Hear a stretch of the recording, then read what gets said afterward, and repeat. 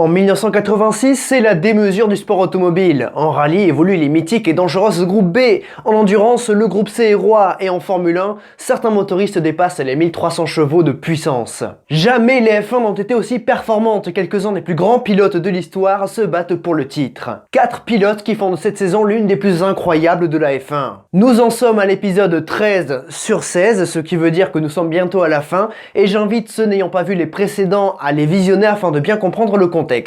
Quant aux autres, vous le savez, je vous souhaite un bon épisode. Le sprint final est lancé pour les 4 dernières courses de la saison entre les 4 pilotes prétendant pour le titre. De plus, à l'Österreichring, nous avons assisté à un double podium pour Ferrari, qui espère briller à domicile à Monza.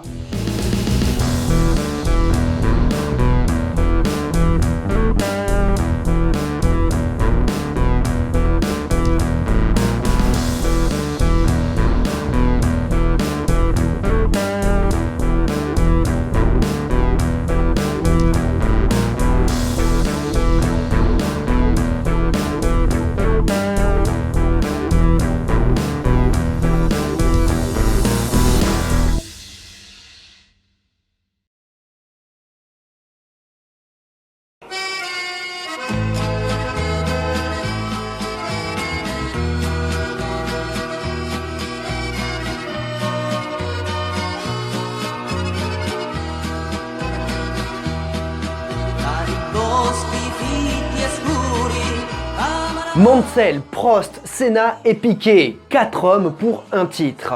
Si Prost et Senna étaient en forme au début et que Piquet eut quelques soucis, c'est Mansell qui s'est ensuite affirmé, avant de plonger suite à de mauvaises préparations de course et un manque de chance. C'est donc Piquet qui a pris la relève tandis que Senna et Prost luttaient pour rester à flot dans des machines moins bonnes. Mais l'Autriche a rendu justice à Prost, le seul des 4 hommes à terminer la course, qui plus est à la première place.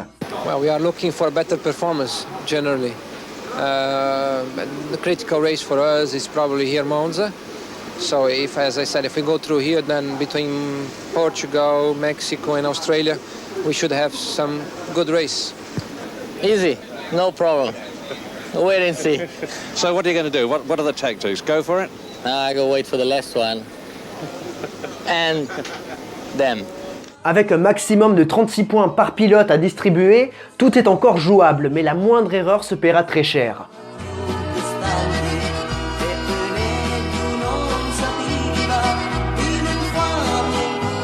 Voilà plus d'un an que Ferrari n'a plus gagné. C'était Alboreto au Grand Prix d'Allemagne 85. Champion constructeur en 82 et 83, Ferrari jouait le titre en 85, mais un développement raté a contraint les rouges à y faire une croix. Une croix qui s'étend à 1986. Malgré tout, l'Autriche leur a donné le sourire avec une deuxième place pour Alboreto, devant Johansson, troisième.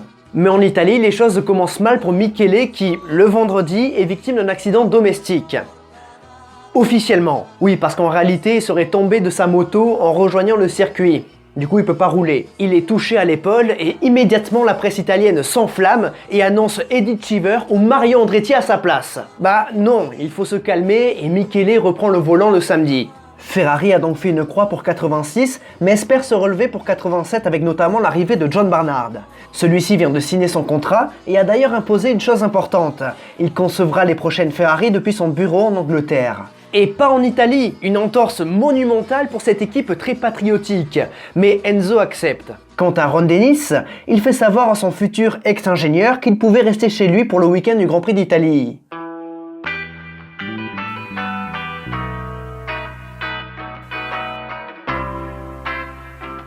Ça faisait longtemps qu'on n'avait pas entendu parler de Balestre, non? Eh bien, Jean-Marie Balestre revient sur les radars lorsqu'il rencontre son meilleur ennemi, Bernie Ecclestone, et Marco Piccinini, puis dans un deuxième temps, Enzo Ferrari. Donc FISA, FOCA, Ferrari, les 3 parties responsables des accords Concorde du début de la décennie. S'ils ne disent rien de leur réunion, un assistant du président de la FISA laisse entendre que les moteurs atmosphériques pourraient faire leur retour. Effectivement, les moteurs suralimentés sont dangereux et le monde du sport auto pleure cette année la mort d'Henri Toivonen, Sergio Cresto et Elio De Angelis. De gros avertissements. Puis, quand on voit que les moteurs les plus puissants atteignent presque les 1500 chevaux de puissance, ça fait peur. Puis, c'est le rôle de la FISA d'assurer la sécurité des pilotes. Bref, JMB a convoqué une conférence de presse pour le 3 octobre, donc la suite un petit peu plus tard.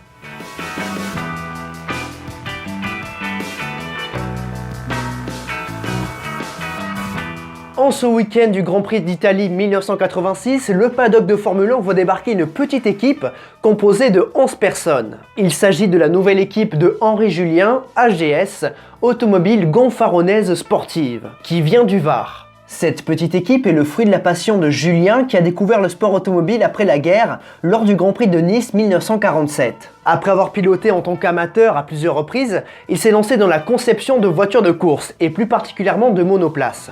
Après avoir débuté en Formule France et en Formule Renault, AGS est passé en F3, en F2, puis en F3000 l'an dernier.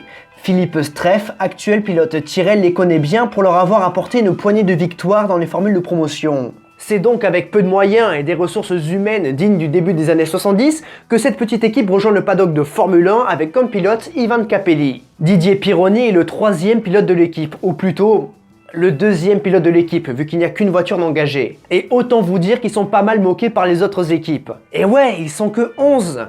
On est loin des grosses structures de Williams, McLaren ou Ferrari. Mais à leur place, j'éviterai de me moquer d'eux. Leur voiture, la JH21, a été conçue dans l'atelier de Gonfaron. Train arrière et boîte de vitesse provenant de la Renault de 85, V6 motori Moderni et pneus Pirelli. Henri Julien a promis à Ivan Capelli qu'il piloterait et l'Italien débarque donc à Monza. De bonnes prestations en F3000 en 85 lui ont permis de débuter en F1 à Brandzach avec Tyrrell. Sa deuxième course fut remarquable car l'Italien s'est classé 4e du Grand Prix d'Australie. N'ayant pas trouvé de volant pour 86, il revint en F3000 mais Henri Julien l'avait remarqué et il le fait revenir en Formule 1 à Monza. Il sera donc le 8e pilote italien sur la grille. Patrese, Alboreto, Fabi, Ghinzani, Nannini, De Cesaris, Capelli. Du coup, c'est qui le 8e? Alex Caffi. Ce jeune Italien de 22 ans vient de la F3 italienne et remplace chez Osella Allenberg qui n'a pas payé tous ses chèques. Voilà.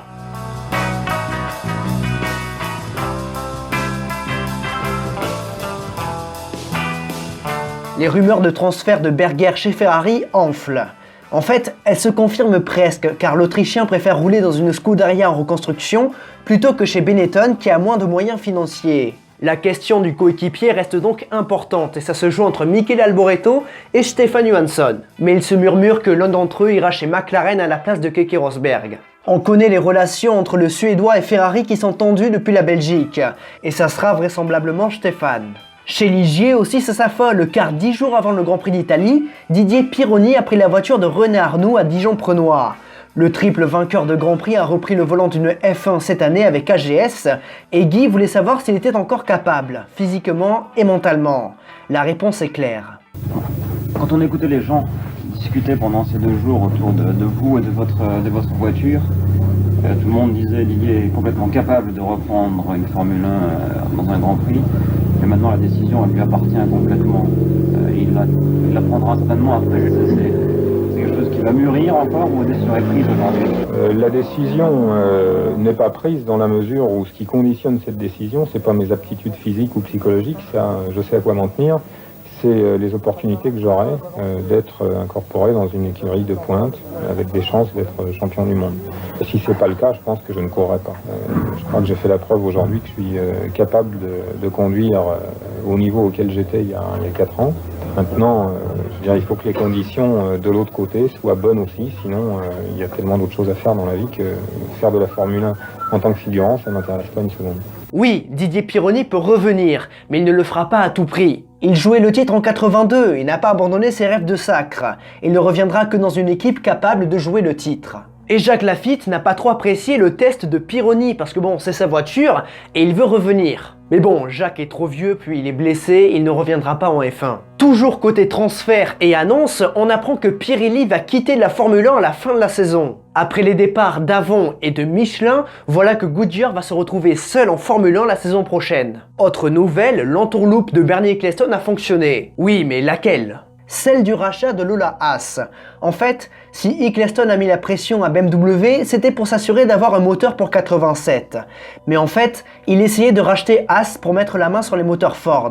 Haas qui est en chute libre malgré des résultats encourageants, 4e et 5e en Autriche. Mais il est clair que la survie de cette équipe n'est pas assurée, alors peut-être que le rachat de Bernie Ecclestone sera salvateur. Tonton Bernard détient maintenant 2 équipes, mais en réalité, il n'en a rien à carrer de Haas. Lui, ce qui l'intéresse, ce sont les moteurs Ford. Du coup, il est très probable qu'Alan Jones vive ses dernières courses. De toute manière, le champion du monde 80 déçoit depuis son retour à la compétition. Il est très souvent dominé par Tempé et son attitude n'est pas des plus appréciables. Puis, il commence à être trop gros pour entrer dans la voiture. C'est vrai, hein. Dit comme ça, c'est dur, mais c'est vrai. Quant à Patrick Tambay, il se pourrait également que le Français vive ses dernières courses. Affaire à suivre.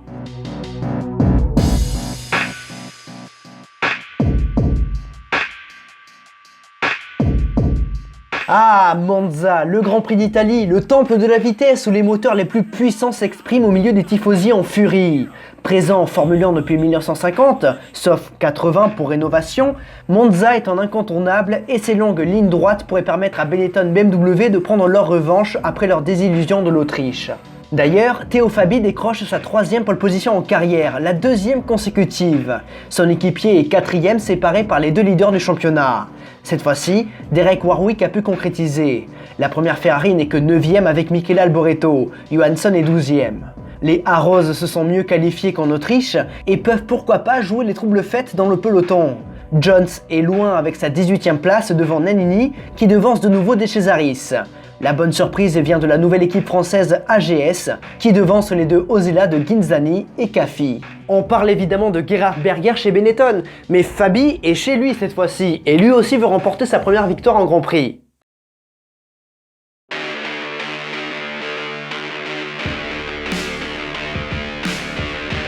Les tifosi espèrent tous entendre Fratelli d'Italia à la fin de la course, mais leur meilleure carte a un souci dès le début du tour de formation.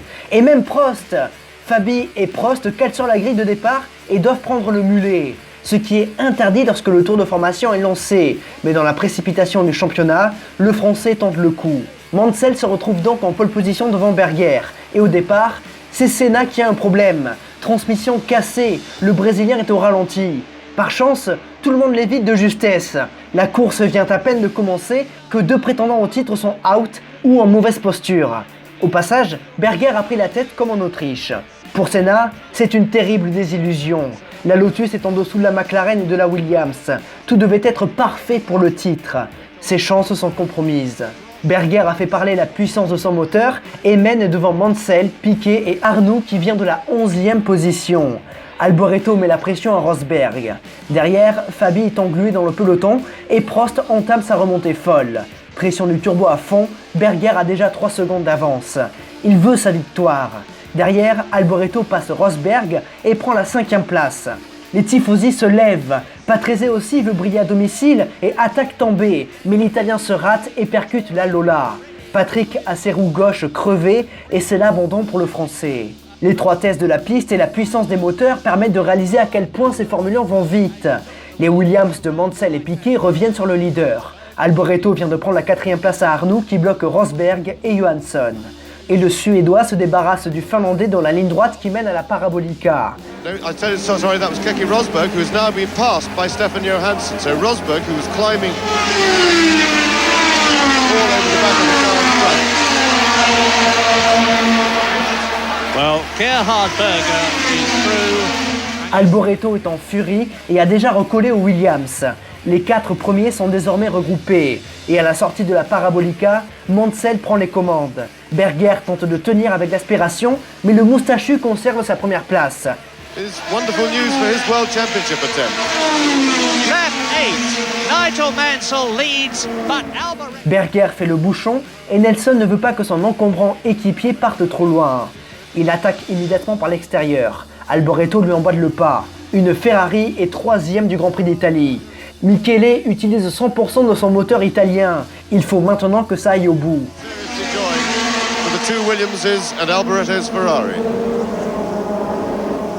De Cesaris there is in the pits in the... Piquet vient de reprendre Mansell et la bataille fratricide entre les 2 Williams démarre. Ça va être âpre. Mansell bouchonne Nelson. Et ils vont devoir éviter la Osella de Ghinzani partie en tête à queue. De plus, ils reviennent sur Palmer qui offre l'aspiration à Mansell et retient Piquet derrière à la Parabolica. Nigel a quelques mètres de répit. Piqué, Alboreto dépasse la Zag Speed, mais à la sortie du premier virage, Alboreto part à la faute. Il a glissé sur une flaque d'huile provoquée par Alessandro Nannini à l'arrêt. Grosse frayeur pour la Ferrari qui repart. Puis c'est Ivan Capelli qui fait un tête-à-queue au premier virage, mais il peut repartir. Ce Grand Prix est fou et met à rude épreuve les machines. Dumfries, lui, s'arrête pour problème de boîte de vitesse. Chou blanc pour Lotus. Williams effectue leurs arrêts et le calvaire de Prost se poursuit avec un aileron endommagé. Mais de toute manière, Alain Prost est disqualifié pour sa mésaventure du départ. Terrible pour le Français qui se complique grandement la tâche pour le titre. My goodness, he starts the race from the pit lane, then he has a terrible pit stop. En tête de course, Mansell a un peu d'avance mais Nelson revient fort. Le Brésilien doit gagner pour revenir sur son équipier. Pour Ferrari et Alboreto en revanche, c'est l'abandon. L'Italien avait fait un très bon début de course. Mais il reste toujours Johansson qui dispute le podium à Berger. Pour AGS en revanche, leur premier Grand Prix s'arrête au 31e tour. Piquet est revenu sur Mansell et l'explication va pouvoir reprendre. Nelson se montre très pressant et attend son moment. C'est dans l'entame du 38e tour, au premier virage, qu'il tente sa chance. Mansell se protège à l'intérieur, mais Piquet est malin. Il le prend à l'intérieur de la Curva Grande et lui donne gratuitement un coup de roue. Pour quelqu'un qui se plaignait de Senna... L'enjeu est maintenant pour la 3e place avec Johansson qui revient sur Berger. Et il passe au 44e tour. Rosberg limite quelques tours plus tard. L'Autrichien a des coupures moteurs. Quant au cauchemar de Fabi, il s'arrête dans les graviers. Matteo Fabi, who's gone into the... Celui qui a fait le boulot ce dimanche, c'est Nelson Piquet qui remporte sa 4e victoire de la saison et reprend 3 points à Mansell. C'est une très belle opération pour le championnat. Johansson, lui, offre un podium à Ferrari et aux très nombreux tifosi. Rosberg est 4e et Berger tombe en panne dans le dernier tour, mais il conserve sa 5e place. Jones prend le dernier point. Well, just after we stopped for tyres, something happened with one of my seat belts. It came undone, and I was moving a little in the car. But I think then I pushed too hard, and because I wasn't completely at one with the car, I blistered the front tyres. Nelson drove a great race, and he deserved to win. Now, when I spoke to you yesterday and said, how about a 3rd World Championship, you said, no problem, easy. Do you still feel that way? Of course, I have to, you know. If I don't believe in myself, I don't believe in my work, better to stop racing. Now, there's 75 points still to be distributed from the 3 races. You're going for victory all the time. There's no team orders. Well, I hope not, you know. If it's ordered for him to stop, not me. It's another put fire in that factory.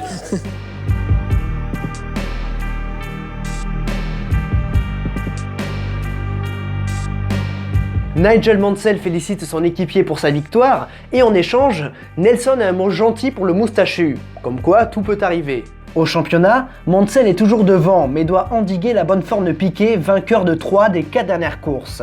Le Carioca revient à 5 points du leader. Pour Prost, ça reste encore possible mais tout doit s'aligner dorénavant. Quant à Senna, avec une Lotus en retrait, le Brésilien a peut-être perdu son premier titre mondial. Derrière, Johansson dépasse Laffite au championnat, comme Ferrari qui dépasse Ligier. Prost, lui, s'énerve contre les commissaires de course qui ont mis 27 tours à le disqualifier. Tout ça pour ça, alors qu'il était remonté 5e. Prost râle et en soi, avec la pression du titre, on peut le comprendre. Surtout avec des décisions aussi fumeuses.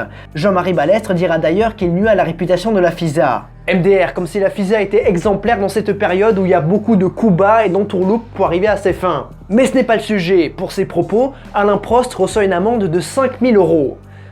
Oui, c'est une mafia. La F1 quitte donc l'Italie, direction le Portugal, et on attend avec impatience la révolte de Prost. À vrai dire, il n'a plus trop le choix parce que Williams a pris une sacrée option pour le titre. Mais ça, c'est pour le prochain épisode. Mesdames et messieurs, j'espère que cet épisode 13 vous aura plu. Si c'est le cas, vous savez quoi faire avec les 5 gestes importants. Je vous invite également à aller me suivre sur les différents réseaux sociaux ainsi que sur la chaîne Twitch et la chaîne La Piste. Tous les liens en description, mais je vous invite surtout à aller soutenir Eth l'Omega qui a fait plusieurs musiques pour la série. Quant à 1986, les 4 Fantastiques, je vous donne rendez-vous lundi prochain, 21 h en première sur YouTube pour l'épisode 14.